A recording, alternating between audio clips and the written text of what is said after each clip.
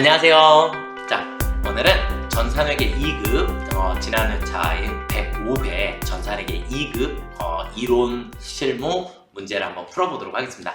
우선 이론 문제서부터 출발을 할게요. 그리고 자꾸 전산회계 2급을 꼭 합격하고 1급을 들어야지 되냐고 자꾸 질문을 하시는데 전산회계 2급은 분계만 하실 줄 아시면 돼요. 그러면 그 다음에 전산회계 1급으로 넘어가셔서 바로 수업을 들으셔도 전혀 문제가 되지 않습니다. 그래서 합격 여부 상관없이 위의 레벨인 전산회계 1급을 준비를 하셔도 충분하시다 라고 생각을 하시고, 전산회계 2급에서는 시험은 조금 쉽게, 그리고 여러분들이 핵심적으로 아셔야 될 부분들 위주로만 조금 짧고 굵게 정리를 하면서 우리가 문제를 한번 풀어보도록 하겠습니다. 자, 우선 문제 1번. 다음 중 일반 기업 회계 기준에서 규정하고 있는 재무제표가 아닌 것은 그랬어요. 그런데 우리가 회계를 어쨌든 배우시려면 재무제표의 종류는 당연히 알고 있어야 한다.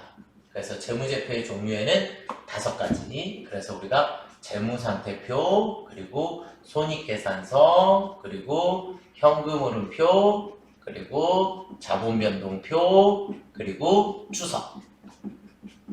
이렇게 5가지의 재무제표는 여러분들이 반드시 암기하고 계셔야 합니다. 자, 그러면 정답은 재무상태표, 손익계산서, 주석이 나왔으니까 1번 합계잔액 시산표가 정답이 되겠죠. 합계잔액 시산표는 재무제표가 아니다. 네. 우리가 재무제표다라고 하는 것은 말 그대로 보고서를 얘기를 하는 거고요. 보고서를 얘기를 하는 거고, 우리가 투자자들한테 정보를 제공할 건데 돈이 얼마나 있니? 혹은 빚 갚을 능력이 있니? 혹은 얼마를 벌었니? 이런 거고, 현금 흐름이다라고 하는 것은 돈을 어떻게 벌었니? 이런 의미예요. 그 다음에 자본변동표는 우리 회사의 자본이 어떻게 변화가 됐는지, 그리고 주석은 보충 설명을 해주는 거고, 그래서 5가지는 무조건 암기를 해주셔야겠고요. 자, 그 다음 문제 2번. 문제 2번은 1번에 연결돼서 일정 시점의 재무 상태를 나타내는 재무보고서의 계정 과목으로만 짝져진 것은 그랬어요. 그러면 재무 상태표에는 우리가 뭐를 기록하죠?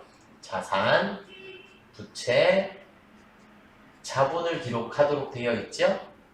네. 자산, 부채, 자본. 그래서 보통 예금, 현금, 그 다음에 선급 비용, 선수 수익, 이렇게 뒤에 비용 수익이 붙어 있어도 선급 무조건 자산이고요. 선수는 무조건 부채입니다. 자, 우리가 이번 보기에서 우리가 4가지 계정 과목이 나오는데, 선급, 선수, 미수, 미지급. 계정 과목의 구분은 선급 비용이라 붙어 있고, 그 다음에 선수 수익이라 붙어 있고, 미수 수익이라 붙어 있고, 그리고 미지급 비용이라고 붙어 있어요. 그냥 쉽게 하시는 방법은 급으로 끝나는 건 비용이고, 수로 끝나는 건 수익이고, 이렇게 돼 있어요. 이렇게 되어 있는데, 우리 일단 여기서 중요한 건 뭐냐? 선급, 미수. 이렇게 2개의 계정 과목은 우리가 자산 계정 과목이고요. 그 다음에 선수, 미지급. 이렇게 2개의 계정 과목은 뒤에 수익 비용이 붙어 있어도 얘는 부채 계정 과목에 해당하는 겁니다. 아시겠죠? 그렇게 해서 암기를 조금 해주셨으면 좋겠고, 그래서 정답은 4번이 돼요. 감가상각비, 급여, 비용 계정 과목이니까. 자, 그 다음 문제 3번. 다음 거래 요소의 결합관계야 거래의 종류에 맞는 거래 내용은 그랬어요. 거래의 결합관계는 우리가 어떻게 배웠냐? 우리는 거래의 8요소, 자산의 증가, 자산의 감소, 부채의 감소, 부채의 증가, 자본의 감소, 자본의 증가, 비용의 발생, 수익의 발생. 이렇게 거래의 8요소라고 하는 걸 외우고 계셔야지 되고, 그거의 기본은 자산과 비용은 차변이 증가변이고요. 그 다음에 부채, 자본, 수익은 대변이 증가변입니다. 그러면 이제 우리가 분계를 해보면 되겠죠. 그러면 우리가 거래 요소의 결합관계에 자산이 증가하고 부채가 증가한다. 그리고 교환 거래다. 이렇게 되어 있는데, 여기를 이렇게 한번 잘라볼게요. 그러면 분계를 하고 난 다음에 자산, 부채, 자본으로만 구성되어 있다. 그러면 그것을 우리는 교환 거래다라고 얘기를 해요. 그리고 혹은 문제에서 자산 부채 자본과 이제 우리가 수익 비용이 하나씩이 생긴 것 같아요. 그러면 우리는 얘를 손익거래라 하고요. 한쪽 변에 같이 발생했을 때 자산과 비용이 같이 발생하든 뭐 자산의 감소가 여기 올 수도 있으니까 자산의 감소와 수익이 같이 발생하든 그러니까 교환거래와 손익거래가 동시에 발생을 하게 되면 그때를 우리는 혼합거래다라고 얘기를 해요. 그래서 분개를 해보면 지금 우리가 문제에서 주어진 건 자산이 증가하고 부채가 증가한다 했어요. 그러면 자산이 증가하고 부채가 증가하는 거래는 자산, 부채, 자본으로만 이루어져 있으니까 우리가 교환거래다라고 얘기를 하는 거고요. 그래서 큰 의미는 없다. 그리고 우리가 분개를 해보면 일단 1번 컴퓨터를 구입하고 대금은 나중에 지급하기로 하였다. 그럼 우리는 차변에 비품이 들어올 거고 그리고 대변에 미지급금이라고 하는 부채가 생기겠죠. 네? 네. 그럼 공짜 정답 1번이네요. 그냥. 맞죠? 이렇게 되고 외상매출금을 현금으로 받았다. 그러면 우리는 분개가 현금이 들어오고 외상매출금이 없어지겠죠. 그렇죠? 그러면 현금이라는 자산이 증가하면서 외상매출금이라고 하는 자산이 감소하게 된다. 이렇게 보시면 되겠고 외상매입금을 현금으로 지급하게 되면 차변에 우리는 외상매입금 그리고 대변에 현금 이렇게 되니까 외상매입금이라고 하는 부채가 감소했죠. 반대쪽으로 왔으니까 감소했고 현금이라고 하는 자산이 감소하게 되었다. 이렇게 보시면 되겠고 이자 비용 15만 원을 현금으로 지급하였다. 그러면 우리는 차변에 이자 비용 그리고 대변에 현금 이렇게 되니까 비용 계정과 비용이 발생하였고 자산이 감소하였습니다. 그러니까 마지막 4번 거래만 손익거래에 해당해요. 마지막 4번 거래만 손익거래에 해당하고 나머지는 다 자산 부채로 이루어져 있으니까 우리가 교환거래다라고 얘기를 하실 수 있고요. 그래서 1번이 정답이 되겠고요. 자, 그 다음에 문제 4번으로 한번 넘어가 보도록 하겠습니다. 다음 아래에 괄호 안에 각각 들어갈 계정 과목으로 옳은 것은 5월 10일 날 상품을 매입하고 우리 수표를 발행하면 뭐라 해요? 당좌예금, 그쵸? 그리고 상품을 공급하고 매입처 발행 수표를 받았다. 남이 발행한 수표를 받았기 때문에 현금이 되겠죠, 그쵸? 그래서 당좌예금과 현금. 그래서 2번이 정답이 되겠습니다. 자, 그 다음에 문제 5번은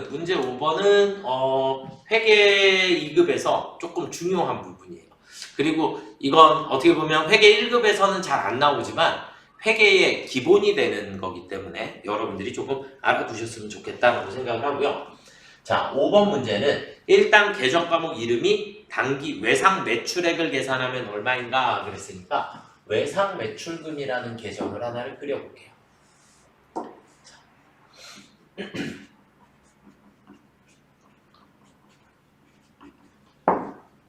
외상 매출금이라는 계정을 하나 그려놓고 외상 매출금은 자산 계정 과목이기 때문에 차변이 증가변이고 대변이 감소변이에요. 당연히 외상 매출금은 지난해에 못 받게 된 걸 우리는 기초로 가지고 와요. 전년도의 미회수액을 올해로 가지고 오고 올해 남아있는 기말은 내년도에 회수를 해야 하기 때문에 우리는 대변에 빼주는 그리고 양쪽의 합은 무조건 같아야 하고요. 그러면 이제 우리가 외상 매출금이 증가하려면 어떤 게 생겨야 되죠? 외상으로 매출을 해야겠죠. 그렇죠? 외상으로 매출을 해야 외상 매출금이 증가를 하게 되고 외상 매출금이 줄어들으려면 이 외상 매출금을 회수해야지만 외상 매출금이 줄어들게 된다. 이렇게 일단 기본 개념이에요. 자, 그러면 외상 매출금의 기초 잔액은 30만 원이라 했고요. 기초 잔액은 30만 원. 그 다음에 기말 잔액은 40만 원이라 했고요. 자, 그리고 단기 외상 매출금 회수한 금액이 70만 원이래요. 그럼 양쪽의 합은 무조건 같아야 되니까 매출액은 얼마였다? 80만 원이었다. 이렇게 찾아주시면 되는 거고요. 그래서 정답은 3번 80만 원이 정답이 되겠고요. 자, 그 다음 문제 6번. 다음의 자산 항목을 유동성이 높은 순서대로 바르게 나열한 것은 그랬는데 문제 6번은 우리가 자산은 크게 두 가지 유동자산과 비유동자산으로 나누어지고요.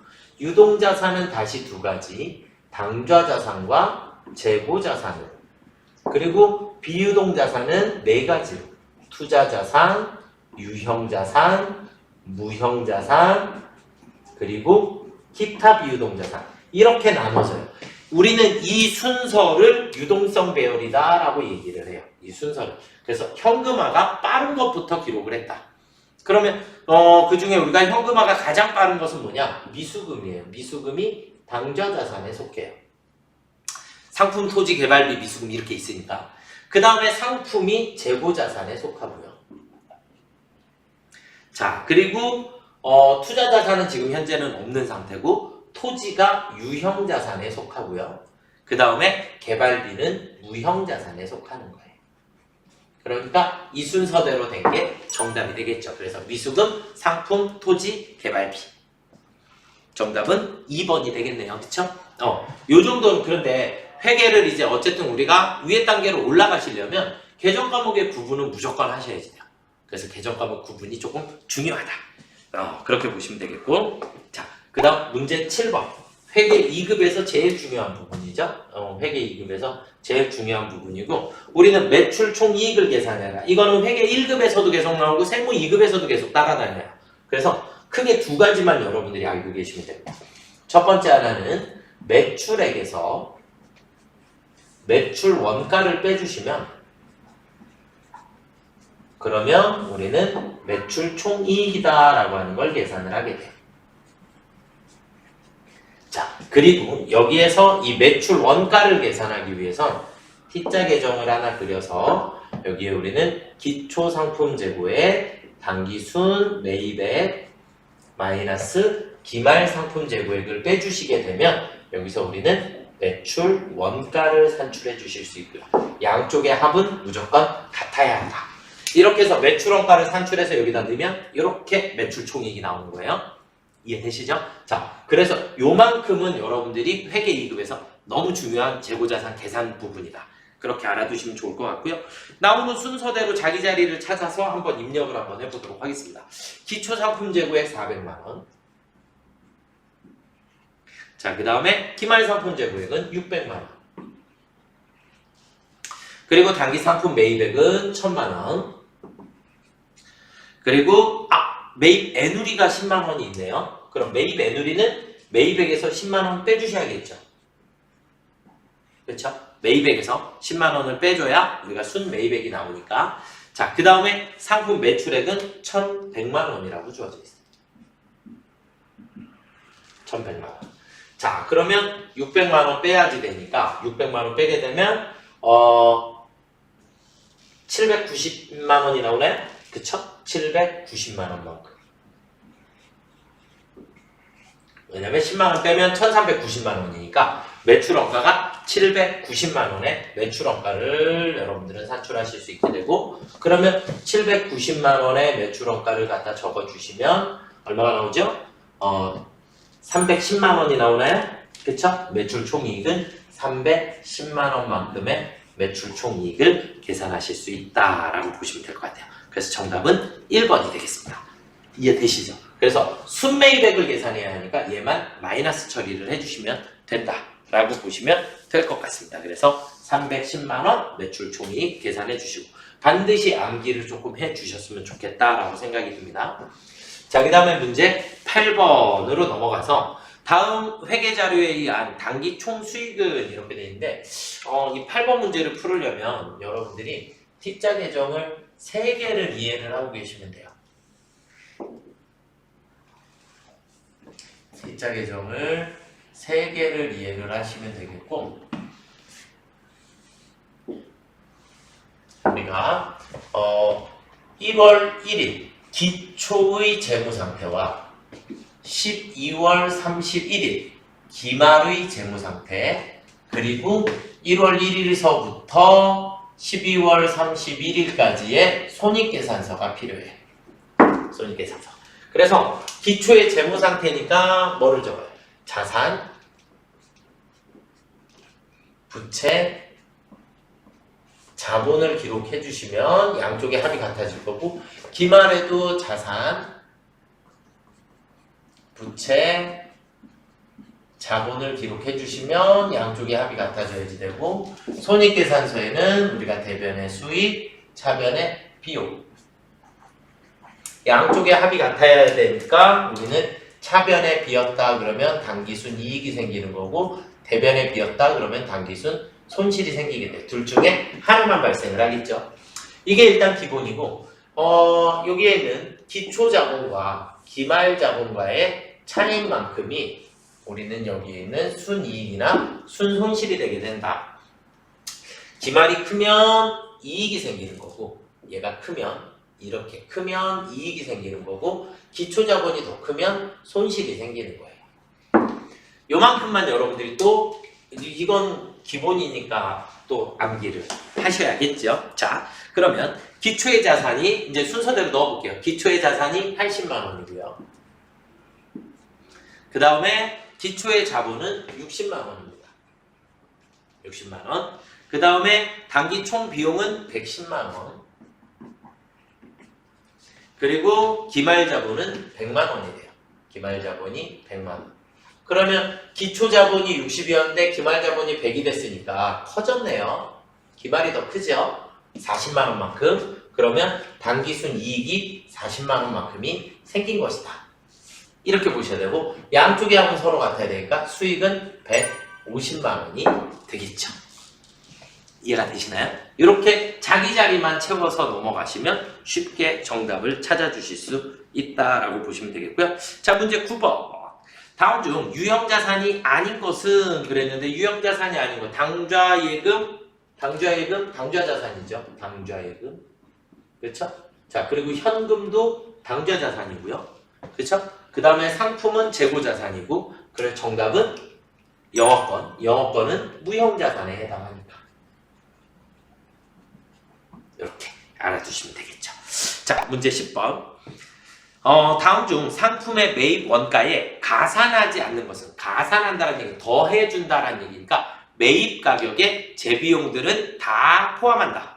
그러니까 물건을 우리가 인터넷 쇼핑몰에서 10만원짜리 물건을 사는데 배송비가 3,000원이래요.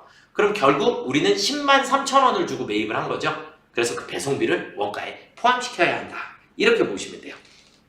그래서 매입할 때 일단 상품 10만원 매입했고, 매입 시에 발생한 하역비는 물건 내리는데 들어가는 돈을 우리가 하역비라 그래요. 커다란 짐을 막 싣고 오면 그 물건을 싣고 내리는데도 돈이 들어가다 보니까 물건을 이렇게 왔는데 거기서 내리는 비용을 우리가 하역비다라고 얘기를 하는 거고요.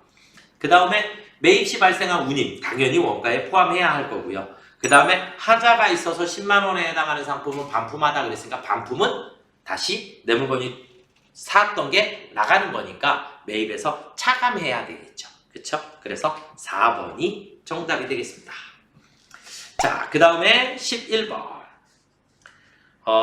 건물의 일부 파손으로 인해 유리창 교체 작업을 하고 아래와 같이 회계 처리한 경우 발생하는 효과로 다음 중 옳은 것은 그랬어요. 11번 문제는 회계 1급을 하시는 분들도 자꾸 틀리시고 어렵다라고 하는 문제 중에 하나예요. 그런데 그냥 단순하게만 계산을 해도 정답을 쉽게 찾으실 수 있으세요. 자, 어떻게 하냐? 보기만 먼저 볼게요. 부채가 과대, 부채가 늘었어요. 저한테 좋아요, 나빠요? 나쁘죠. 부채가 늘으면. 그쵸? 그래서 얘는 우리한테 마이너스가 될 거다. 자산이 과소 개선됐다. 자산이 과소가 됐다. 뭐 과소 계산 뒤에까지 신경 쓰지 마시고 과소됐다. 그럼 자산이 과소되면 이것도 나한테 마이너스죠. 내 거가 줄었으니까. 자, 그 다음에 4번 보기에 보시면 비용이 과대, 비용이 많이 늘었다. 이것도 마이너스죠. 이렇게 세 개는 마이너스예요. 그래서 정답은 그냥 공짜 정답이 3번이에요. 순이익이, 이익이 과대가 됐다. 이익이 늘어났다는 얘기는 나한테 득이 되는 거니까. 그래서 정답은 3번이 되겠고요. 그래서 보기만 보고도 충분히 답을 찾을 수 있는 문제인데 11번 문제는 이렇게 이해를 조금 시켜드릴게요. 우리가 보통 예금 600만 원을 지출을 하고 차변에 건물이라고 했는데 유리창 교체 작업이 수익적 지출이래요. 그러면 우리는 수익적 지출인데 얘를 자본적 지출로 처리를 하였다라는 얘기예요. 그러니까 수익적 지출이다라는 얘기는 비용이 증가했어야 할 일을 자본적 지출, 자산이 증가하는 일로 처리하였다. 이 얘기예요. 그러면 원래 원칙은 수익적 지출이니까 비용이 증가했어야 되는데 자산이 증가를 하다 보니까 자산은 어쨌든 과대 계산이 되겠죠. 과대. 자산은 처리를 안 했어야 되는데 생겼으니까. 비용은 처리했어야 되는데 처리를 안 했으니까 비용은 과소계산이 될 거예요. 비용이. 그러면 비용이 과소계산되었다라는 얘기는 또 결론으로 우리는 당기순 이익이 과대계산되었다라는 얘기랑 같고, 이익이 많이 늘어났다는 얘기는 결론적으로 우리 회사의 자본이 과대계산되었다라는 얘기랑 똑같아요. 원래는 이렇게 풀으셔야지 돼요. 이렇게 풀으셔야지 되는데 자본적 지출, 수익적 지출 문제가 나오면 문제를 보기를 보시고 나한테 플러스 효과냐 마이너스 효과냐만 정확하게 구분을 하시면 정답을 조금 빠르게 찾으실 수 있다. 그래서 3번이 정답이 되겠습니다. 자, 그 다음은 12번으로 넘어가 보도록 하겠습니다. 잔액시산표에 그 대칭 관계가 옳지 않은 것은 그랬는데 제가 아까 요거를 했어요. 우리가 자산과 비용 그거를 했는데 자산과 비용은 차변이 자기변이고요. 그러니까 여기에 잔액이 생겨야 돼요. 그 다음 부채자본 수익은 대변에 잔액이 생겨야 하고, 그러니까 대여금 자산 맞고요. 그 다음에 차입금 부채 맞고요. 임대보증금은 우리가 임대를 해줬기 때문에 보증금을 받아놓은 거라 나중에 돌려줘야지 돼요. 그래서 임대보증금은 부채에 해당하고요. 임차보증금은 여기 기타 비유동 자산에 임차보증금이 있어요. 임차보증금. 이거는 외워주셔야지 돼요. 그래서 우리가 임대보증금은 부채고 임차보증금은 자산이니까 자리가 바뀌었죠. 그렇죠? 그 다음에 성급미수 아까 했는데 성급미수는 자산이고 선수미지금은 부채니까 대변이 맞겠죠. 그래서 정답은 2번이 되겠습니다. 자, 다음 거래에서 개인 기업의 자본금 계정에 영향을 미치지 않는 것은, 자본금 계정에 영향을 미치지 않는 것은 그냥 공짜 1번이네요. 왜냐하면 현금 100만 원을 거래처에 단기간 대여하였다 그랬으니까 우리가 대여하였다라는 얘기는 우리가 차변의 단기 대여금, 대변의 현금 이렇게 분계가 나오겠죠. 이렇게 분계가 나오면 단기 대여금은 자산이니까 자산이 증가하면서 현금이라고 하는 자산이 감소하니까 자산이 늘고 자산이 줄었으니까 자산이 불변이죠. 그렇죠? 자산의 변화가 없더라. 자산의 변화가 없더라. 그래서 정답은 1번이 되겠고요. 2번은 사업주 개인 용도로 사용한다. 그럼 점주가 사용하면 무조건 자본이 줄어들게 돼 있죠. 그렇죠? 그래서 우리는 자본금 계정을 하나를 더 조금 살펴보시면 개인 기업의 자본은 우리 대변에 있었죠. 대변에. 그렇죠? 그래서 대변이 증가변이고 차변이 감소변이에요. 그래서 항상 증가변에 기초가 와요. 증가변에 뭐가 온다? 기초가 온다. 그래서 기초자본금 대변에 있고 기말자본금은 차변에 오게 돼요. 그럼 자본이 증가하려면 어떤 일들이 있어야 되냐? 회사에 돈을 추가로 출자하거나 그리고 당기순 이익이 생기거나, 자본이 감소를 하려면 사업주가 가지고 가거나, 그걸 우리는 인출금이라고 그래요. 인출금. 회사 돈을 가지고 가거나 회사에 당기순 손실이 생기게 되면 자본금이 줄어들게 돼요. 그래서 이렇게 됐을 때 양쪽의 합이 같아집니다.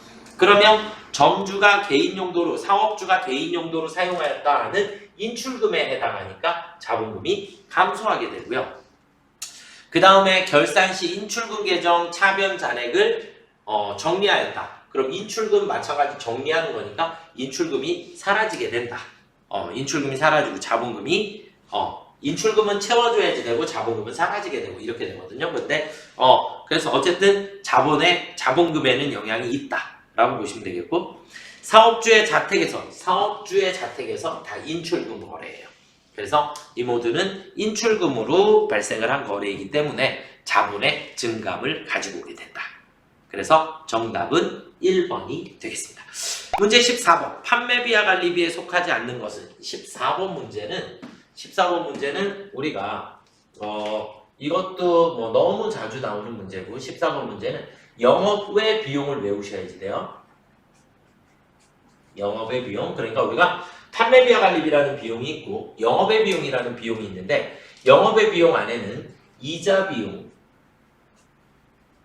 기부금, 그리고 무슨 손실이 나오고 그리고 기타의 대손상각비라는 개정 과목이 있어요. 대손상각비. 요렇게만 영업의 비용이고 나머지 비용들에 해당하는 건 다 판매비와 관리비다. 이렇게 보셔도 돼요. 아시겠죠? 그래서 그 정도만 외워주시면 되니까 그래서 지금은 정답은 이자 비용 나왔기 때문에 4번이 그냥 공짜 정답이 되겠습니다. 자, 그 다음에 문제 5번. 다음 중 영업손익과 관련이 없는 거래는 무엇인가 그랬는데 손익계산서에 아까 매출 총이익까지 했는데 매출 총이익에서 마이너스 판매비와 관리비를 빼주시게 되면 판관비를 빼주시면 여기서 우리는 영업이익이라고 하는 게 나오게 돼요. 그럼 영업이익에 영향이 있으려면 매출이던가 매출 원가이던가 판매비와 관리비여야지만 영업이익에 영향을 미치게 돼요. 결국 영업의 비용은 조금 전에 했던 영업의 비용은 영업이익에 영향을 미친다 안 미친다? 미치지 않는다. 이렇게 보시면 됩니다. 그래서 우리는 관련 없는 거래는 그랬으니까 첫 번째는 급여, 두 번째는 광고 선전비, 세 번째는 현금을 기부하다 그랬으니까 기부금이 나왔네요. 기부금. 그렇죠? 우리 아까 14번 문제에서는 이자 비용이 나왔고 15번 문제에서는 기부금이 나왔고 그래서 영업의 비용 요만큼만 외우고 계시면 영업이익에 영향을 미치지 않는 거래다. 그래서 정답은 3번이 되겠습니다. 이해가 되시나요? 네, 영상으로 제공을 해드리는 거니까 여러분들이 여러 번 반복해서 문제를 한번 보셨으면 좋겠고요. 너무 쫄지 마시고 그냥 아는 것 위주로만 문제를 풀어나가신다라고 생각을 해주셨으면 좋겠고 제가 판서에 기본적으로 여러분들이 암기하셔야 될 건 얘는 필요 없고 이렇게 자산부채 자본수익비용 이렇게 되어 있다. 그 다음에 T자 대정을 그리면 이렇다. 매출원가 계산은 요 정도 하실 수 있다. 그 다음에 우리가 영업의 비용 정도를 조금 자세히 조금 암기를 하고 계시면 좋을 것 같다라고 생각이 듭니다. 파이팅 하시고요. 시험에 꼭 좋은 결과 있기를 기대하겠습니다. 수고들 많이 하셨습니다.